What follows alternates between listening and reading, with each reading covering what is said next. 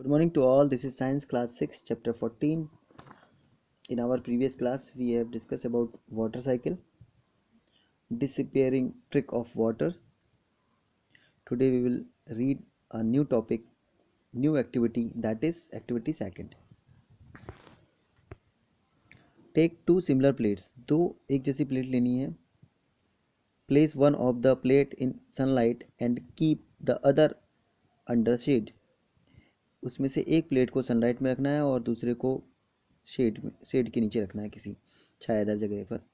Now pour equal amount of water in each of the plate. Figure 14.5.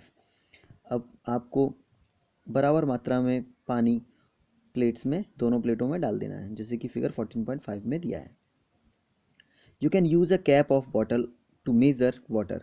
आप किसी बोतल के ढक्कन का इस्तेमाल कर सकते हैं पानी को नापने के लिए. Make sure that water does not split over. आप ये पक्का कर लें, ये श्योर कर लें कि पानी जो है वो स्प्लिट होके ओवर मतलब छलके नहीं, बाहर ना गिरे. Observe the two plates after every 15 minute. Her 15 minute बाद आपको वो दोनों प्लेटों को ऑब्जर्व करना है, देखना है. Does the water seem to disappear. क्या आपको लगता है कि पानी डिसअपियर हो गया. From which plate does it disappear first.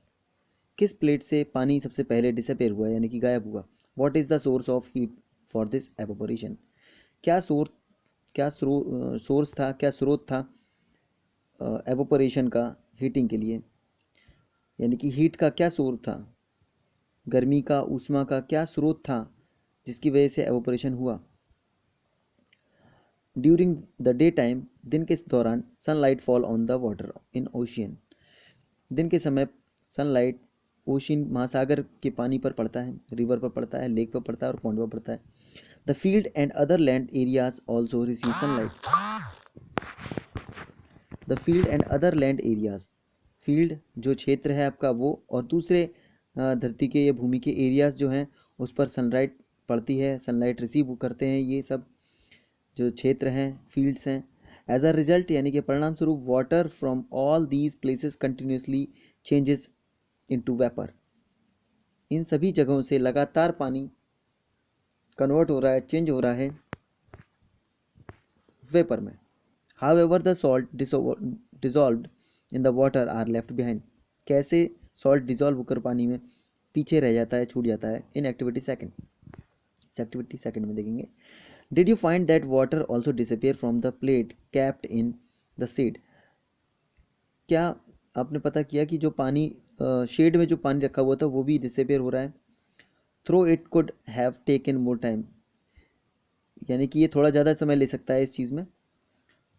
Does the heat from the sunlight reach here. क्या सूरज की जो रोशनी है, गर्मी है, वो वहाँ तक पहुँच रही है. Yes. During the day time all the air surrounding us gets heated. दिन के दौरान हवा, हमारे चारों तरफ की जो हवा होती है वो बहुत गर्म हो जाती है या गर्म होती है. This warm air provide heat for evaporation of water in the shade. यह गर्मी, गर्म हवा प्रोवाइड करती है हीट एवोपोरेशन के लिए. शेड के नीचे जो भी पानी रखा था उसको एवोपोरेट करने के लिए, यानी कि वाष्पीकरण करने के लिए गर्मी आसपास की गर्म हवाओं की वजह से मिलती है. Thus evaporation take place from all open surface of water.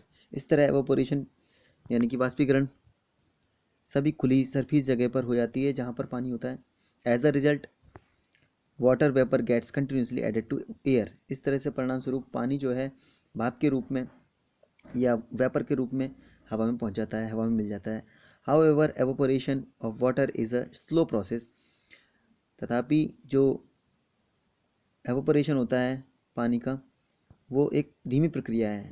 That is why we rarely notice its loss from a bucket full of water. कभी कभी हम नोटिस कर पाते हैं पानी, किसी बाल्टी के पानी को ख़त्म होते हुए, लॉस होते हुए. In sunlight evaporation take place faster. Sunlight के दौरान एवोपोरेशन जो है थोड़ा तेज़ी से हो जाता है. On heating water on a burner its evaporation take place even faster. जब हम पानी को गर्म करते हैं बर्नर पर तब ये एवोपोरेशन की जो प्रोसेस होती है और तेज हो जाती है.